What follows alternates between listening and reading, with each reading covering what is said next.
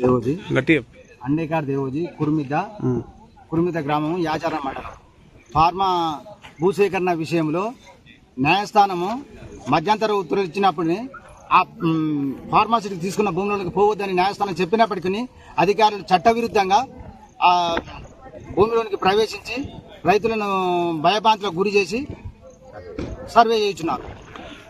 మాకు ఇంతకుముందు అసైన్మెంట్ భూములు మాత్రమే తీసుకుంటాము, పట్ట భూములు తీసుకోమని చెప్పారు. ఇప్పుడు ఈ అసైన్మెంట్ భూమి కూడా లేబర్ కేసు వేయడం జరిగింది. లేబర్కు వాళ్ళకి సరైన పరిహారము, వాళ్ళకి సరైన వసతులు కల్పించే తీసుకోవాలి. న్యాయస్థానం స్టే ఇచ్చింది. దానికి వీళ్ళు ఇంతవరకు కౌంటర్ వేయడం జరగలేదు ప్రభుత్వము.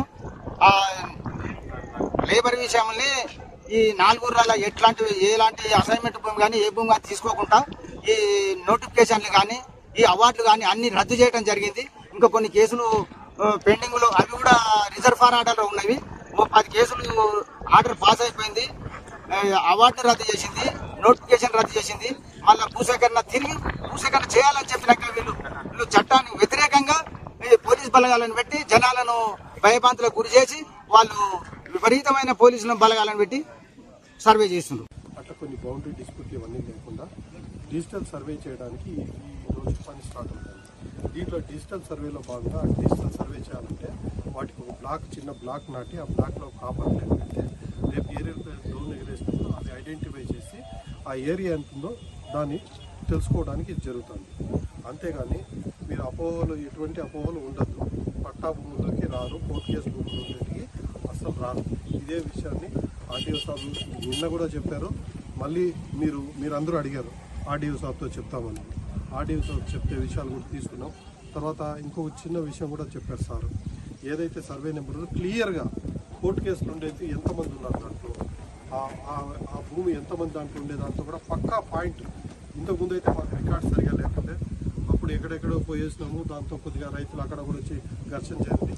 ఈసారి అటువంటిది రైతులతో ఘర్షణ పడే ఉద్దేశం రెవెన్యూ అధికారులకు లేదు, పోలీసు అధికారులకు అస్సలు లేదు. కాబట్టి మేము చేయడం ఏంటంటే సార్ దగ్గర ఉండే లిస్ట్ ఉంది. దాంట్లో కోర్టు కేసులు వారు 10 మంది ఉన్నారు ఒక గ్రామం తీసుకుంటే. అట్లా ఆ సర్వే నెంబర్లు వదిలిపెట్టి ఆ భూమిని వదిలిపెట్టి మిగతా భూముల్లో చేసుకునేదానికి మీరు మాకు సహకరించాలా. లేనిపోని అపోహలు పెట్టుకోకండి.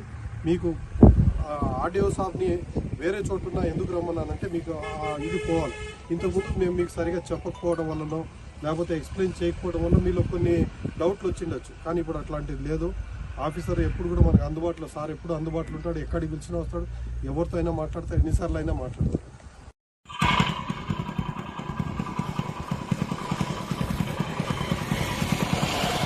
నా పేరు వినోద్ రెడ్డి, కుర్మిద గ్రామం మాది.